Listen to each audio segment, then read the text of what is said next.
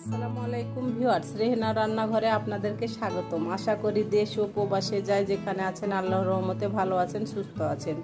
আজকে আমি আবার একটা দারুণ মজার রেসিপি নিয়ে চলে এসেছি। আজকে আমি তেলে ভাজা পিঠা বা আন্ধাসা বানিয়ে দেখাবো। আমি আজকে চাঁপাইনবাবগঞ্জ জেলার একটি বিখ্যাত খাবার নিয়ে চলে এসেছি। চাঁপাইনবাবগঞ্জ জেলাতে এই খাবার ছাড়া তাদের কোনো অনুষ্ঠান হবেই না। আমি এখানে চালের গুঁড়ো নিয়ে নিয়েছি। আমি এখানে এই কাপের 2 কাপ আমি চালের গুঁড়ো দিয়ে দেব। আমি এখানে 2 কাপ চালের গুঁড়ো দিয়ে দিলাম। এটা আতপ চাউলের গুঁড়া, আপনারা চাইলে আলো চালের গুঁড়াও ব্যবহার করতে পারেন। আমি আতপ চালের গুঁড়া 2 কাপ দিয়ে দিলাম। আমি এখানে আটা দিয়ে দেব 2 কাপ, আপনারা চাইলে ময়দাও ব্যবহার করতে পারেন। আমি আর 1 কাপ আটা দিয়ে দিলাম। আমি এখানে দিয়ে দেব এলাচের গুঁড়া। আমি এলাচটা গুঁড়া করে নিয়েছি। আমি এলাচের গুঁড়া দিয়ে দিলাম। আমি এখানে 4টা এলাচ ব্যবহার করেছি। আমি 4টা এলাচের গুঁড়া দিয়ে দিলাম। আমি এখানে দিয়ে দেব 2টা ডিম, তবে আপনারা চাইলে ডিমটা স্কিপ করতে পারেন। আমি এখানে 2টা ডিম দিয়ে দিলাম। আমি এবার এটাকে ভালো করে মিশিয়ে নেব। আমি যেহেতু এখানে ডিম ব্যবহার করেছি সেজন্য আমি এলাচের গুঁড়াটা ব্যবহার করলাম। এলাচের গুঁড়াটা দিলে ডিমের একটা যে গন্ধ আছে, আঁশটা গন্ধ, সেটা লাগবে না।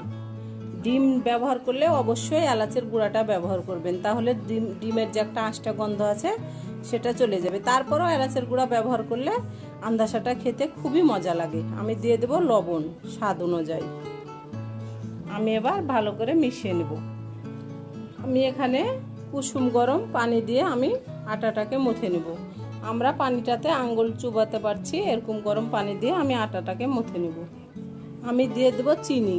চিনিটা যার যার স্বাদ অনুযায়ী, কেউ বেশি একটু চিনি খেতে পছন্দ করেন, আবার কেউ একটু কম চিনি খেতে পছন্দ করেন। চিনিটা অবশ্যই যার যার স্বাদ অনুযায়ী চিনিটা ব্যবহার করবেন। আমি চিনি দিব, এটার কোনো আমি মাপ বলছি না, কারণ আমার চিনি যদি লাগে আমি পরে আবার ব্যবহার করব। আমি এখানে আরও 1 কাপ কুসুম গরম পানি দিয়ে দেব। আমি পানিটা কুসুম গরম ব্যবহার করছি। কুসুম গরম পানিটা ব্যবহার করলে আন্ধাসা বা তেলে ভাজা পিঠাটা খুব সুন্দর হয় এবং খুব সুন্দরভাবে ফুলে যায়। আমি অল্প অল্প করে পানি ব্যবহার করব, আর আমি হাত দিয়ে ভালো করে মেখে নেব। আমি যেভাবে তেলে ভাজা পিঠা বা আন্ধাসা চাঁপাইনবাবগঞ্জের একটা বিখ্যাত খাবার, এটা ছাড়া তাদের কোনো উৎসব বা তাদের কোনো ঈদ, তাদের কোনো অনুষ্ঠান, তাদের যে কোনো অনুষ্ঠান, যে কোনো উৎসবে এই পিঠাটা তাদের লাগবেই লাগবে। এটা ছাড়া তাদের চলবেই না। এটা চাঁপাইনবাবগঞ্জ জেলাতে আন্ধাসা বলে পরিচিত। এটা ওরা তেলের পিঠা বলে না, এটাকে ওরা আন্ধাসা বলে। আমি এবার আবার অল্প করে পানি দিয়ে দেব। আমি পানিটা কুসুম গরমই ব্যবহার করছি।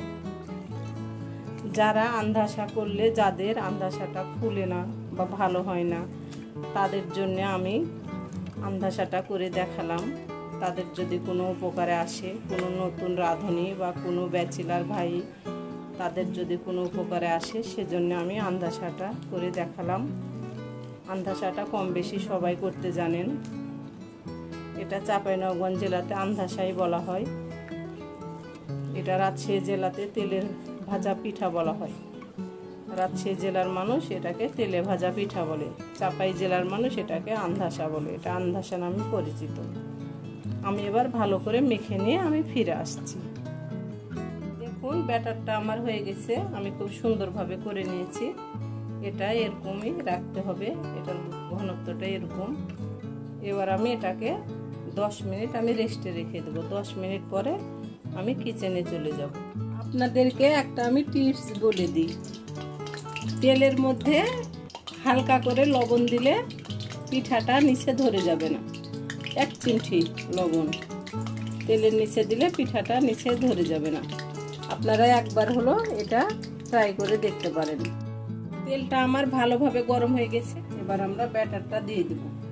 এটাকে উড়ং বলে বা দই বলে, এটাকে কি বলে আমি জানি না। আমি এটাতে করে দিয়ে দেবো। আমাকে এটাতে করে দিলে আমার খুব সুবিধা মনে হয়। এই ব্যাটারটা দেওয়ার আগে তেলটা খুব ভালো করে গরম করে নিতে হবে, নইলে নিচে ধরে যাবে পিঠাটা।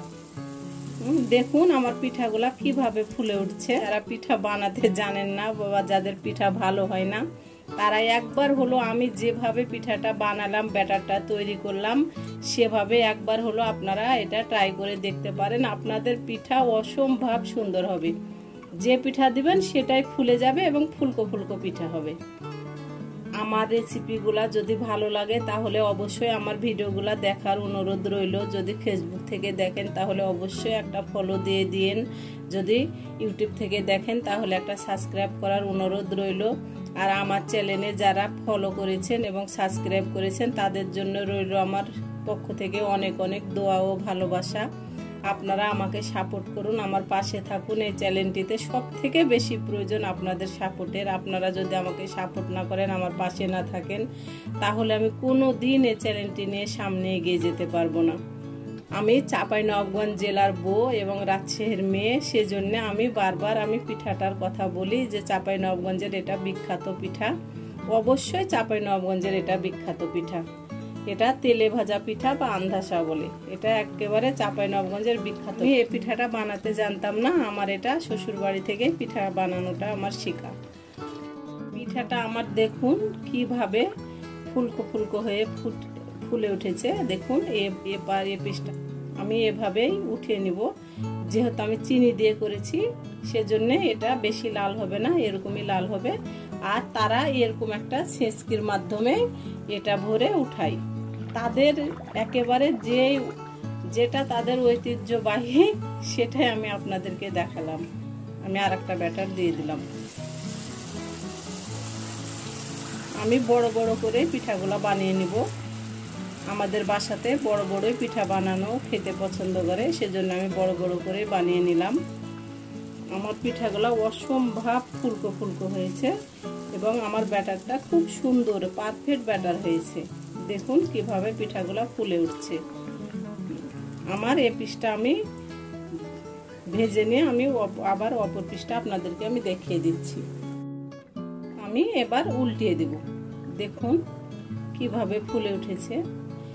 আমি আপনাদেরকে পরে আমি ভিতরটা দেখিয়ে দিচ্ছি। এটা যেহেতু চিনির পিঠা, আমি চিনি দিয়ে করলাম। আপনারা একই প্রসেসে গুড়, খেজুরের গুড় বা আপনারা কুসুরের গুড় দিয়েও করতে পারেন। আমি চিনি দিয়ে করলাম। আমি এবার এ পাশটা আপনাদেরকে উল্টিয়ে দেখাচ্ছি। দেখুন কি সুন্দরভাবে ফুলে উঠেছে। আমি এইভাবে প্রত্যেকটা পিঠা আমি বানিয়ে নিব। আমি প্রত্যেকটা পিঠে বানিয়ে নিয়ে আমি ফিরে আসছি একেবারে।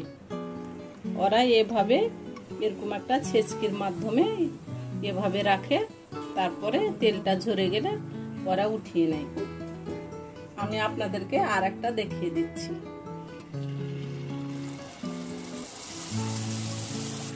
দেখুন কিভাবে প্রত্যেকটা পিঠাই এভাবে ফুলকো ফুলকো হয়ে ফুলে উঠবে। খুব সুন্দরভাবে একেবারে পিঠাগুলা ফুলে উঠবে। আর পিঠা বানানোর সময় অবশ্যই চুলার জালটা মিডিয়াম টু লোয়ে রাখতে হবে। হাই হিটে যদি রাখেন তাহলে আপনার পিঠার ভিতরটা কাঁচা হয়ে থাকবে, উপরটা পুড়ে যাবে, পিঠা বানানো ভালো হবে না। আমি প্রত্যেকটা পিঠা এভাবে আমি বানিয়ে নিয়ে আমি ফিরে আসছি। দেখুন আমার পিঠাগুলা কিভাবে ফুলে ফুলে উঠেছে। প্রত্যেকটা পিঠা আমার এভাবে ফুলে গেছে। আমি প্রতিটা পিঠা এভাবে আমি করে নেব। দেখুন আমার সবগুলা আন্ধাসা বা তেলে ভাজা পিঠা হয়ে গেছে। আমি এখানে 1 কেজি আটার আমি আন্ধাসা বা তেলে ভাজা পিঠা করে নিয়েছি। আমি এবার আপনাদেরকে পরিবেশন করে দেখাচ্ছি। আমি এখানে তেল দিয়েছিলাম প্রায় 3 পোয়া। দেখুন আমার এখানে প্রায় 3 পোয়ার কাছাকাছি তেল আছে এখানে। আমি এই তেলে আমি কিছু পাঁপড় ভেজে নিব। দেখুন আমার পাঁপড়গুলা কিভাবে ফুলে যাচ্ছে। আমি এই তেলে আমি পাঁপড়গুলো আমি ভেজে নেব। পাঁপড়গুলা খুবই বড় বড়। আমি এখানে 2 রকম পাঁপড় ভাজবো। আমি আর একটা দেখিয়ে দিচ্ছি। এটা একেবারে চুলার জালটা মিডিয়াম টু লোয়ে রাখতে হবে, নইলে আপনার পাঁপড়গুলা পুড়ে যাবে। মিডিয়াম টু লোয়ে রেখে আপনাকে পাঁপড়গুলা ভেজে নিতে হবে। আমি এভাবে প্রত্যেকটা পাঁপড় আমি ভেজে নেব। আমি প্রত্যেকটা পাঁপড় এভাবে ভেজে নিয়ে আমি 2 রকম পাঁপড় ভাজবো। আমি এবার এই যে পাইপ পাঁপড়গুলো আমি দিয়ে দেব। আমার এগুলো কিনা পাঁপড়, বাসায় বানানো পাঁপড় না। আমি এবার পাইপ পাঁপড়গুলো আমি ভেজে নেব। তেলটা অবশ্যই মিডিয়াম টু লো করে রাখতে হবে, তারপরে পাঁপড়গুলো ভেজে নিতে হবে। আমার তেল অনেক তেল, সেজন্য আমি পাঁপড়গুলো ভেজে নিলাম ওই তেলের মধ্যেই। আমি প্রত্যেকটা পাঁপড়ই আমি এভাবে ভেজে উঠিয়ে নেব।